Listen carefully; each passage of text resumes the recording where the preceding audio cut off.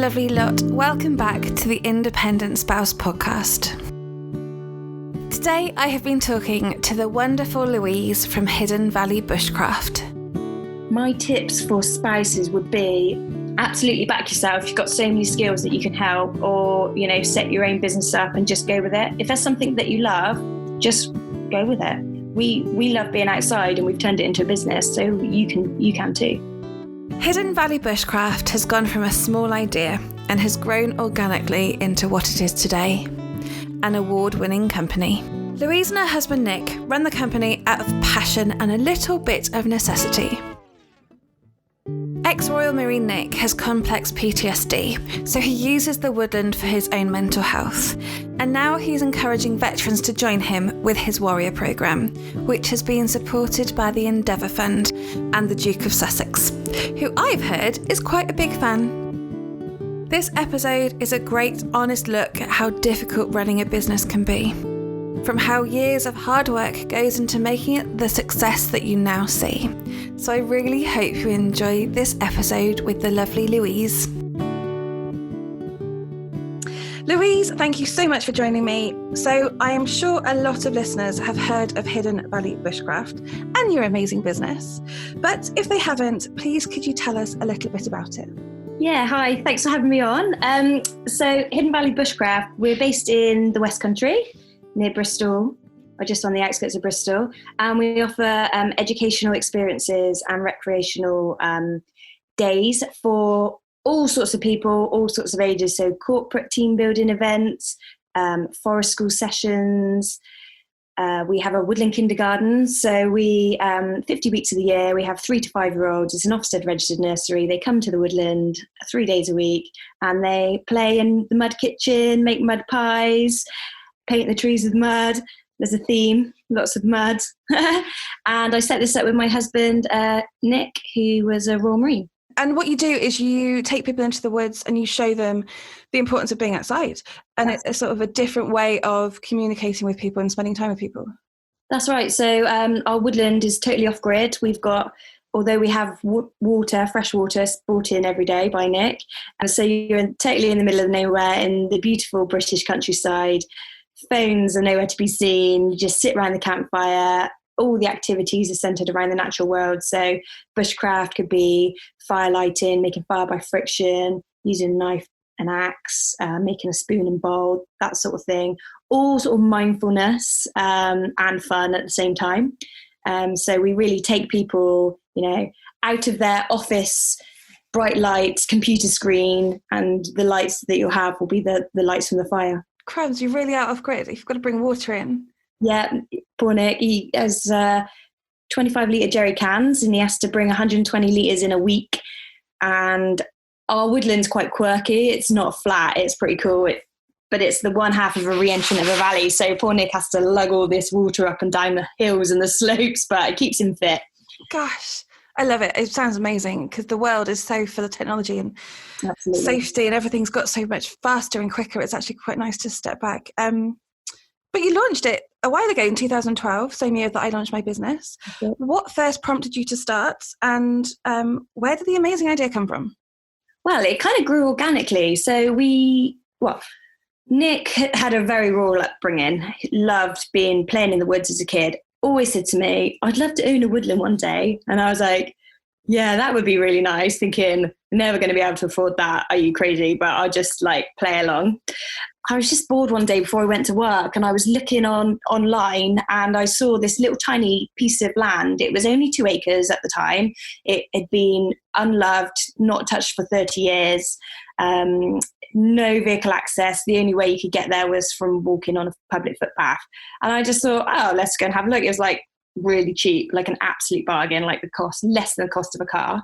So we had a look around and we thought, let's buy it. Somewhere for Nick when he got back from his tours, just to chill, defrag really, because he moved to Bristol after we met. So he didn't really know many of the landowners around, and having a rural upbringing, he really enjoyed shooting. That was his sort of sport. He wanted somewhere to shoot, but it's quite cliquey if you didn't grow up in that area, and to get in there with the landowners to be able to shoot. So we bought it for Nick so that he could chill out.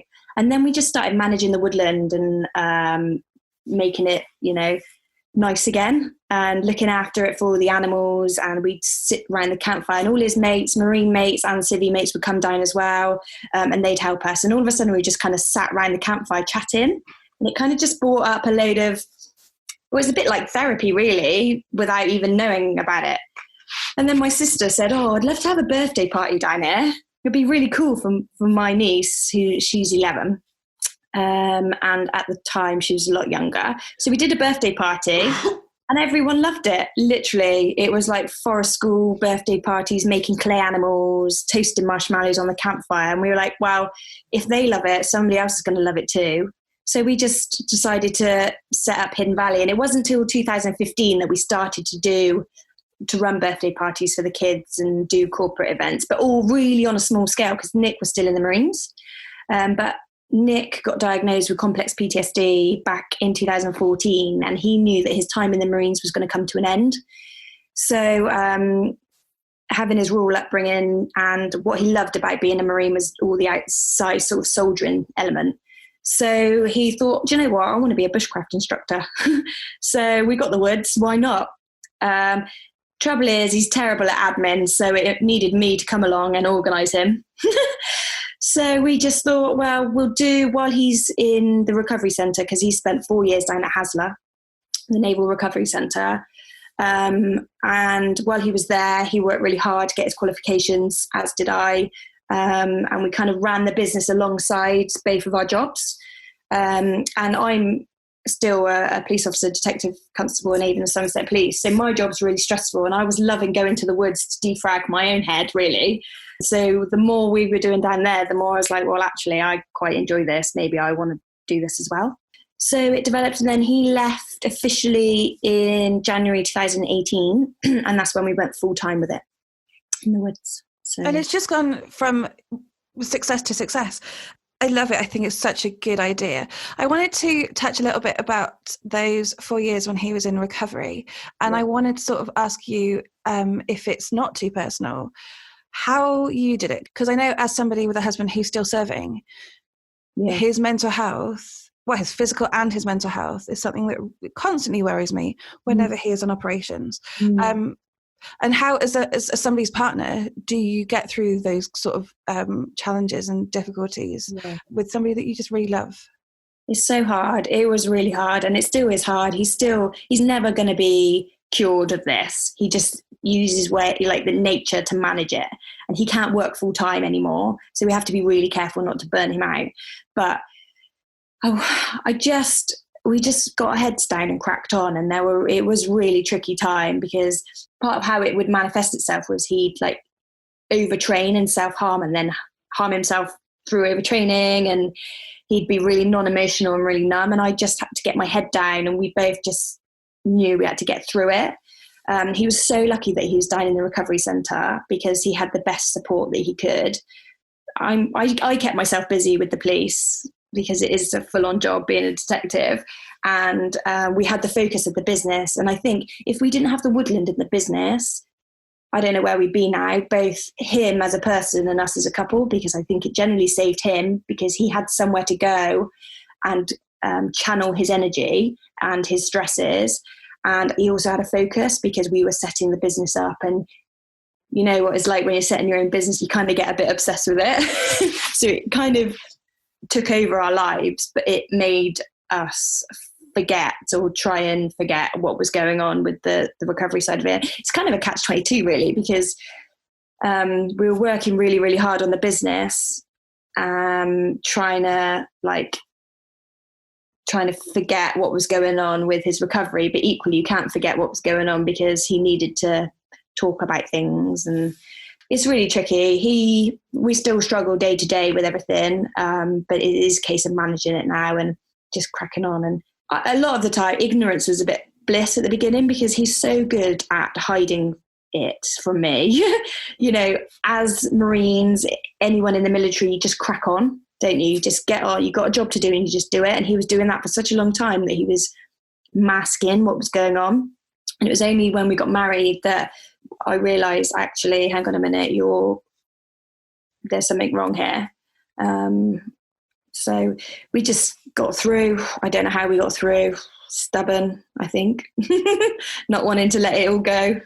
And that lived experience, I think, is probably really important for what you're doing in the forest. Would you call it forest? That's it. Yeah, in the woodland. Yeah, in the woodland, because you're doing these warrior programs. That's it. So also, alongside what we do with the corporate events and our woodland kindergarten, we've set up the Woodland Warrior program, which we've now turned into its own community interest company. So it's completely not for profit. And it's helping other veterans to recuperate, relax, and just re-engage with themselves and using nature to do that. So they come to the woodland, they enjoy the walk across, a little bit of foraging, they start to relax, and then they're in this lovely woodland environment with other people who have gone through the same thing, in particular Nick. And this is why it works so well, because he's fantastic, because he's gone through and he completely understands what everyone's going through. And he says busy hands for a quiet mind. So by making a bowl, by making a spoon, by tending to the fire, sitting around the campfire, you start to chat, and but your mind relaxes. It gives people tribe again. They have this bond with the other people, veterans that are on the course, and you make lifelong friends. And Nick has made a business from a hobby. He loves it, and he tries to encourage others to find something that they absolutely love and run with it. And it kind of gives them a bit of purpose again, because they think, do you know what, Nick's done this, he's come through, I can come through as well. So we're very lucky and so privileged that recently we've been supported by the Endeavour Fund. So for our next year, we've got 72 veterans that can come through the programme, not have to pay a penny. Even campfire cooking together, everybody chops the vegetables, everyone chops the potatoes, they all cook the meat together. It's good bonding, because a lot of people who've been diagnosed with depression or anxiety, PTSD, they don't leave their comfy environment, and it takes them out of their comfort zone and tries to ignite something in their minds again. So we're super proud of the Woodland Warrior, and it also is a form of help for Nick. Like, he loves helping other people, and that makes him feel better too. So it's a perfect little program, really. Oh, it's ace. And that's the spending time with people in the armed forces. That's the kind of people they are. They want to help people. They want to, get involved, and they're very physical people. I've talked before with the Forces Wives Challenge about the importance of getting outside and your mental health. In the last series, Heather and I talked about the benefits of how being outdoors can help your brain, especially given the stresses that we face as military spouses. So what do you think about getting outdoors? Has it helped you? Oh, totally. Like, I get a bit of cabin fever if I haven't been out. I don't know about anyone else, but I need to get out, even if it's just to walk the dog. Being in nature, it just you just take the time to stop and think again. You're not on your phone, you're not distracted by anything, you're just in your raw state. Nick always harps on about this, like, for 80,000 years we were designed to be outside and sit around a campfire. That's what we should be doing. Our eyes are not designed to look at a computer screen all the time, and I'm still guilty of it. I'll sit sometimes at night on my phone forever, when actually I think, oh no, I need to just get up and go for a run or something, and it makes me feel so much better if I do. But and it's free. Getting outside is free. You don't have to pay for a gym membership, you just go outside. So I also started my business in 2012, which, gosh, I'm tired. It's tough, isn't it? Running a stodgy business, starting a business a while ago takes a lot of effort and time. I still love it though. That's what keeps me going. How do you do it, especially in those early days, because you are both working full time, you're still working a lot with the police force? How did you avoid burnout? Was it going outside that helped you? And what could you suggest? What are your tips for other people that might be starting off or in year 2 or 3? It's a tricky one, because having your own business, you're constantly working, constantly thinking. Even when I've got a day off from the kindergarten, it's still running, so I'm still thinking about it. You just got to think of the longer and big picture, and actually, why am I doing this? What do I want to achieve from it? It was a massive learning curve as well, because we do lots of things with our business. We're not just focusing on one thing. And to set up a school, which is basically what we've done, I'd never set up a school in my life. And Nick being in the Marines, me being in the police, we're not salespeople. We've never had to employ anyone. We've never had to market ourselves, market our business. Literally, we it's completely different. We did a lot of Googling and researching and finding out about how to do it. So that kind of put extra pressure on us because it was something that we'd never done before. Just taking time for yourself, really, you know, setting one day aside where you think, do you know what, I'm not going to look at my emails today. I can't do it. I need to do something myself and just go out for a walk or a run, clear your head. My tips for spouses would be back yourself 100%. We've got so many skills. Everyone knows that behind every good man is a good woman. And I definitely, we couldn't run this business without me doing all the admin, but I couldn't be part of it if it wasn't for Nick. Absolutely back yourself. You've got so many skills that you can help, or, you know, set your own business up and just go with it. If there's something that you love, just go with it. We love being outside and we've turned it into a business, so you can too. And people want to buy that passion. That's why people buy from people, because they want your expertise and your knowledge, but actually they just like to buy from people that are similar to them, that they like. So share that personality and share that brand. Talking of personalities, given your backgrounds, you sort of both come across as a little bit competitive, I imagine. How does that work when you're running a business together? It's hard. It's a tricky one. Running a business as a husband and wife is it's a hard one, because you're talking about it at the dinner table. You're talking about it, you know, before you go to bed. But because we've been really successful in our own careers, you know, you don't just get in the Marines or become a detective, just, you know, resting on your laurels. And it's healthy competition, because we both want to do better for ourselves. When you join us together, we're a bit of a force to be reckoned with, really, because we put a lot of pressure on ourselves, which maybe is not such a good thing all the time. But we both have the common goal, and that's that, and common interest. We love what we do and we want to make it successful. So we just have to pick the best parts of ourselves and join them together. And that's all we can do, really. And that's why businesses are a success, because you love it. There's nothing worse than waking up every day and doing something you don't love, because if you're going to do that, you might as well just get a boring old office job. Exactly. Yeah, exactly. But I mean, people don't see the graft that goes into it. You know, because we're off grid and because there's no vehicle access, it's made it very, very difficult to run a business from a little tiny bit of woodland. Now we've been able to purchase some more land next to the woodland, so Nick can at least drive his Land Rover through. But for many, many years, we'd have to take the water in or the camp beds in on a wheelbarrow. We'd get to a gate. We didn't have the key to the gate because the lady wouldn't let us have a key. We'd take all the beds off or the water jerry cans off, pass them over the gate, lift the wheelbarrow over the gate, put them all back on, wheel them across a 4-acre field into our woods and up the slope. You know, it is hard graft setting up your own business, whatever you do. You know, we've just got that extra physical element to it. So, yeah. And it is. It's really tough. And there's a lot of social media blindness now, which I hate, is that everything's all very shiny. Yes. And it's all really, everything looks great. And it's that they've just had instant success. They must have some magical powers. When actually behind, you know, every good Instagram photo, there's years of hard work and trekking through a field and lifting things over it. Absolutely. Like, Nick's quite good now at showing like the kind of behind the scenes type stuff, the graft of lifting the logs and moving it. I mean, now because we've got extra land, we now need to make sure that bit of land is suitable, because we can start running big corporate events, you know, 60 people plus, but we need to have the infrastructure in place. So now Nick's working, next 4 days he's down that land every day, grafting. He isn't getting paid for that, but eventually it will come off. We know it will. And, you know, again, he loves it. It's free fizz for him, he thinks. So saves you on the gym membership. So running a business, you know, highs and lows, is a lot of hard work. We've talked about that, but also massive successes. What would you say has been the best part so far? Best part of running a business, being your own boss.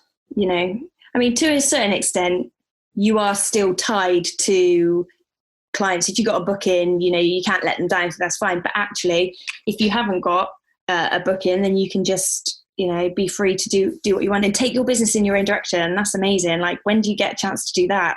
not very often if you're working with someone else. So being able to do what you want, really.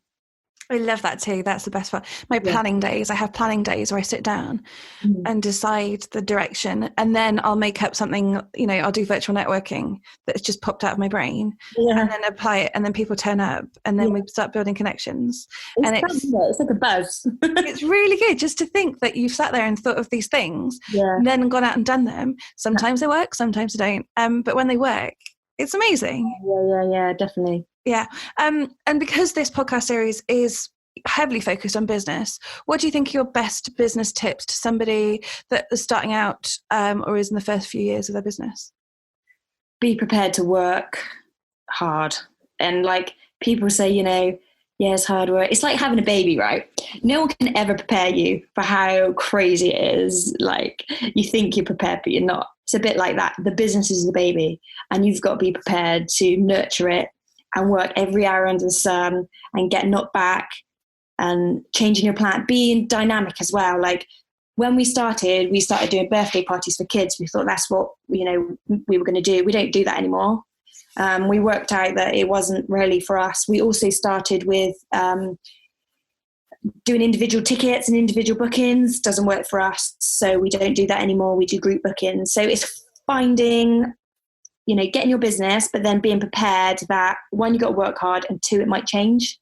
And accepting constructive feedback from people is really important, because you get so bogged down in your own, like, this is amazing, I love it, yeah, let's do this. Well, actually take a step back, let someone have a look at it and say, which is fantastic with the Heropreneurs side of things, because you have that person who's not emotionally invested in it and can say, well, actually, have you thought about this? Or, so yes, they would be my tip. Be prepared to work hard, be prepared to change things, and be prepared to, take advice. Fab tips, honestly, because everybody wants to help you. People aren't out there to get you. And going back to, you mentioned Heropreneurs, there is, I think it's episode 3 of series 1, talked to Peter Mountford, who runs Heropreneurs. They are a charity that support veterans and spouses. Don't worry, we do qualify, and they give business mentors to help you grow your business. And I've got my own mentor, and I know that you and Nick have a mentor, and they're particularly good. So I would go and check that out if you are running your own business. So coming to the end, which is always the same question: what is the plan? Where will Hidden Valley Bushcraft be in 5 years' time? So we, as I mentioned before, we have bought some extra land so we can really scale up our corporate events. So we're looking to do bigger events in the future, but our Woodland Warrior program has just gone from strength to strength, and that's what we love doing. That's not what we're going to make the money from, but that's our heart and our passion. So if we can get the big corporate events, then it means we can do more of the Woodland Warrior side of things. So we'll continue with that. Our kindergarten is at capacity, can't take on any more children. So we hope that continues. And just being healthy and happy, really, looking after ourselves. I think 2020 is going to be a year of, right, let's properly look after ourselves now, because we are getting knackered. And it's important that we, keep healthy and can carry on. So important, because there's nobody else to pick up the slack. And when you do something that you love, you want to put everything into it, but you have to keep just a tiny bit back to look after yourself. I think that's probably something we all need to do, including me, which I'm going to work on this year, I think. Now, the end, I do drag my poor guests through the quickfire questions. They're not ever particularly quick, but they are interesting. So are you ready? Go for it. So the first one is, who would you most like to hear from on the Independent Spouse podcast? Karen Brady, because she's lovely. She's a very good businesswoman. Fantastic. She's one of my idols. I love her. And she knows all about change. Her husband was a footballer, and we were lucky enough to meet her at one point, and she was telling us how she understands, when Nick was coming to the end of his military career, similar to her husband, like, all I've ever known is this. How are we going to cope now? What are we going to do to make sure that we can sustain ourselves? So while she's not a military spouse, she certainly knows about change. So if anybody's out there whose partners are coming to the end of their military career and their whole world is turned upside down, she might be good person to talk to. That's a great answer, and really interesting to see that other side of, it's a similar theory, isn't it? I like that. Because that's your identity, isn't it? Like, Nick has always been a Royal Marine. And he wanted to be a Marine for the rest of his life. It's just, unfortunately, through illness, it's cut short, and your kind of world gets completely turned upside down. And you have to have that resilience to just think of another plan and come up with something else. Yeah, and footballers must feel similar because they retire so young. I love it. I'm going to hunt her down, and hopefully, who knows? Her and Prince Harry are on my list. The next one is, what do you wish you'd known before you started? What I wish I'd known before I started? How much it was going to take over my life. I wish I'd known that. But I wouldn't change it for the world. I would not change it completely. Like, maybe might have done a few more business courses, but I wouldn't change it for the world. I love it. I work hard. I've got it in me to work hard. But it would have been nice to have, had a crystal ball to see, because it's taken a long time to get to where we are, and we've done a lot of changes. If we'd had a crystal ball and seen actually birthdays parties doesn't work, individual tickets don't work, then we could have saved ourselves a few years. But actually, you learn the hard way, and that kind of makes us a bit more humble, and I feel a bit more also like I know what I'm talking about because I've had those years of experience in business, whereas before I was just this naive person entering business, not really knowing. And I'm so glad you said that, because lived experience is so important in business. Yeah. You can have all the mentors and all the courses in the world telling you exactly what you have to do, but you have to make those mistakes and you have to apply those mistakes to your business. Yeah, absolutely. To learn exactly, what your brand is and what the heart of your business is. And there's nothing more annoying than somebody with no experience. Yeah. Giving you the constructive criticism and telling you how to run your business if they've not lived it themselves. That's which is why having experienced people giving you advice is really important, because we've done it and we've made the mistakes, or we've printed the t-shirts and we've nobody's bought the t-shirts, or we've made all these mistakes, and it's so important to live that and then help others through that same experience. I'll tell you what, one of the hardest things that we've experienced as a business is being an employer, and it was really tricky, because coming from a police and military background, you kind of expect that people are like you and that you just work really hard and so everyone else works really hard, and it's been it's been a wake-up call. I mean, got fantastic staff, I love them to bits now, but we've come a long way, and employing people was a massive learning curve for us. So employing people, it has been really hard. I know that wasn't a question, but I just thought while that was in my head, I'd get that out, because people don't prepare you. Like, it's hard to employ people. Like, you take on them as well, their lives. I think if we were having our time again, we'd try and set up so that we were just us, but then you can't grow if you're not just you. We need to grow, so we need to rely on other people, and it's like I said, it's your baby. So putting your trust in somebody else to represent you and your baby is a really hard one. But the hardest thing. But anyone listening, don't let that put you off employing people, but just be prepared that employing people comes with a whole other lot of stresses.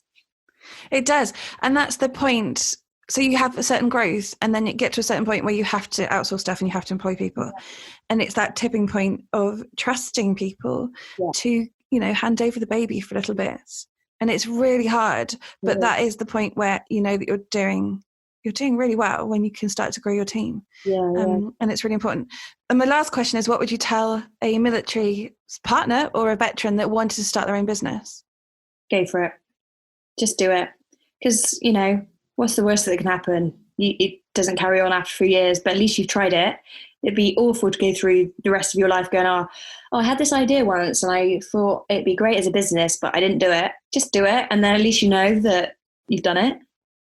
And there's so much support out there. Like, I'm so happy that we're part of the military community, because I genuinely think without that, we wouldn't be where we were, because networking is amazing. You know, there's a lot of respect for military spouses out there. Just get amongst it. The more you start looking, the more you'll find. But you just got to go for it, because you'll never know otherwise. Oh, such good advice. And yeah, everybody will help you. We've got a great community. Yeah. So go out and take advantage of it, because there's loads of us that have lived this ridiculous business, military life combo that want to help you and support you. Louise, it is the end. It's really sad. I've loved talking to you. It's been really informative. I love what you're doing. If I want to find out more about Hidden Valley Bushcraft, where can I find you? So we're on hiddenvalleybushcraft.co.uk, or you can type that into Facebook or Instagram or Twitter.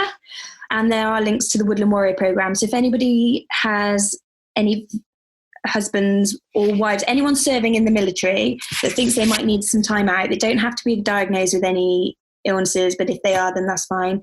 Go on Hidden Valley, click on the mentoring and wellbeing page, and that will send you to our Woodland Warrior website.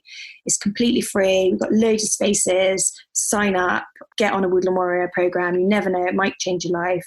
We're not saying that we're going to cure people. It's just a weekend where you get time to just chill and maybe a spark is ignited. So yeah, go on the website. Yeah, definitely do it. Louise, thank you so much. Say hi to Nick for me. Give him a big high five. Love what you're doing. And thank you again for spending time and talking to me today. Again, another thank you to Louise for sharing her story and all those amazing business insights. It's often the way, if you've been running your business for a while, that you have a wealth of knowledge. So I really hope that some of you found it useful. If you did, and you fancy popping a review on Apple Podcasts or Spotify or wherever you find this podcast, then please do. It really does help other people find it. I will, of course, be back next week with another lovely episode, so I shall see you then.